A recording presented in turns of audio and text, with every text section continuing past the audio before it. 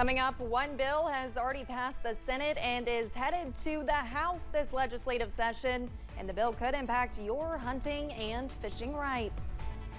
And do you believe a court should be able to condemn someone to death? The Kentucky legislature is taking up the issue.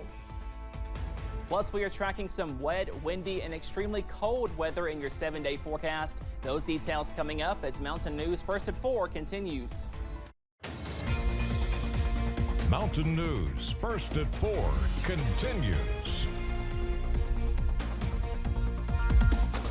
While no severe weather is expected tonight, some could be moving into the region beginning tomorrow. To give you a first alert about what we could expect, WYMT meteorologist Cameron Aaron is tracking the latest. Cameron?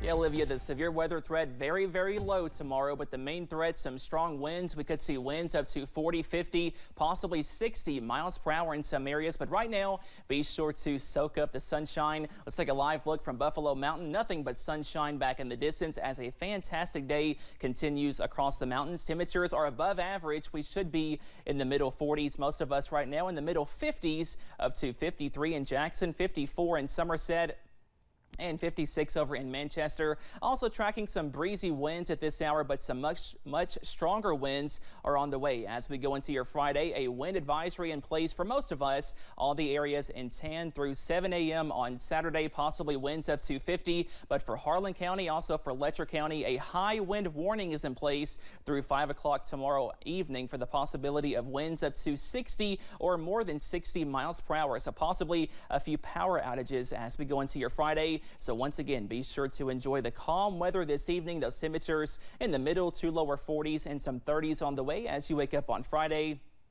And the first half of your Friday is dry, but moisture increases by lunchtime and some heavier pockets of rain are possible by Friday afternoon, also Friday evening. That full forecast coming up in just a few minutes. Olivia? Cameron, thank you.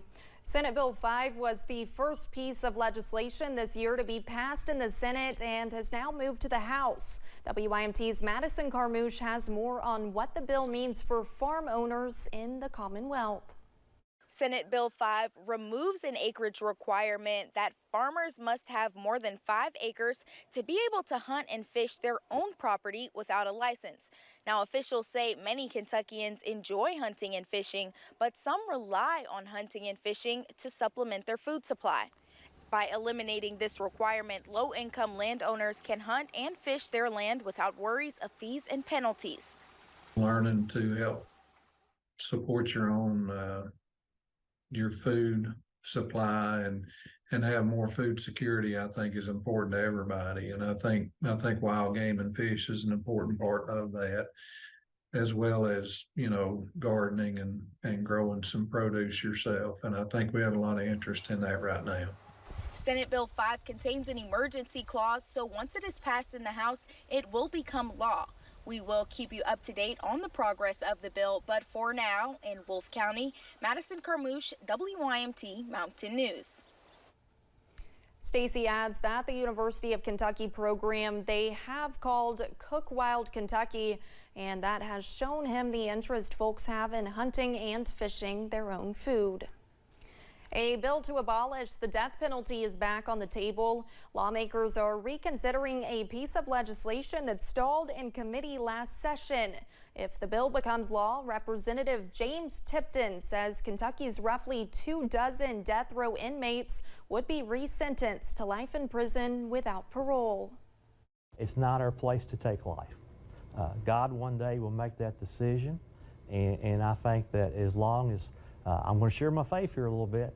As long as somebody is alive and has breath of life, there's a possibility they can come to know the Lord.